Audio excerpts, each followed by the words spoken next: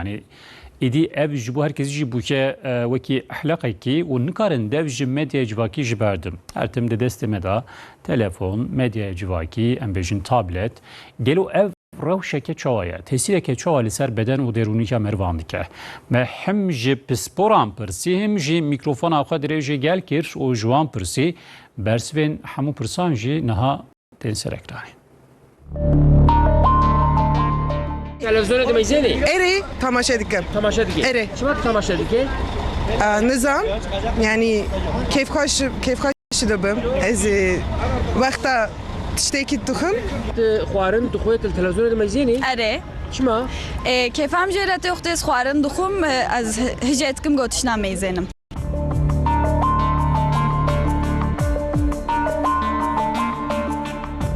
هيا كي جاينا بيت خوارية تشنا خوارية جبر ولو أوريه كي ترجي دبي يك ليك بينزاني بهتر دخون وقنج ناجون لذت جي جيناستينن زيادة تر دخون فيزيولوجيا كي جي خراد بي gelek kes gava xwarnê dixwin yan televizyonê temaşe dikin yan ji ser medya civakî vîdeoyekê temaşe dikin. Van salê dawîn piraniya însanan li ser xwarinê yan fîlman temaşe dikin an jî bi telefona xwe dilêzin. Li gorî pisporan ev nexweşiyeke vê serdema teknolojiyê ye lazim e meriv ji vê yekê xilas bibe.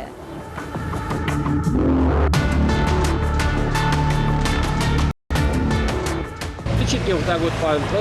اشتكي ناميزن از مالبتا خورد نورم خوان ناخدكم وقتين زماني متشي نابك يا تلفزيوني بنر من جا وقتا صغارني دخم يعني فرسندي متشي دبي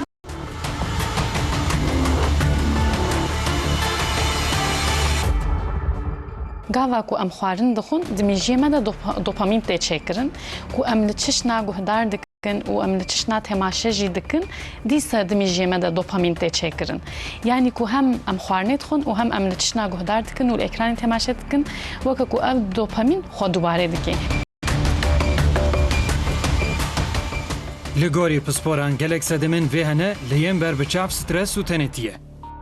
جبر کو سترسا و جیان زیده بویه و جگوندا کتنا باجارا ده انسان گلکی ناینه جم هف کوتینه جم هف دوجی تشتکنینه کو پفره بشتغلن تشتا تماشا دکن انجی گلک مروف نهاکی بتنی دجین مالباطی و عنین بتنی دجین جبر کو خواب تنی حس نکن لتشنا تماشا دکن يعني نسيب تلوان دنر مثلا خوالين دخو نزانت شد خد عقلي يجيك دني تلفون دستي دي للتلفزيون دنر ساعتك رودني ناندخو Şêwirmenda psîkolojîk Şafiya Erbil dibêje berê sifreyên xwarinê ne tenê ji bo têrbûnê bûn. Cihê civak, sehbet û demên xweş bû. Lê niha ji ber teknolojiyê ew kêm bûne.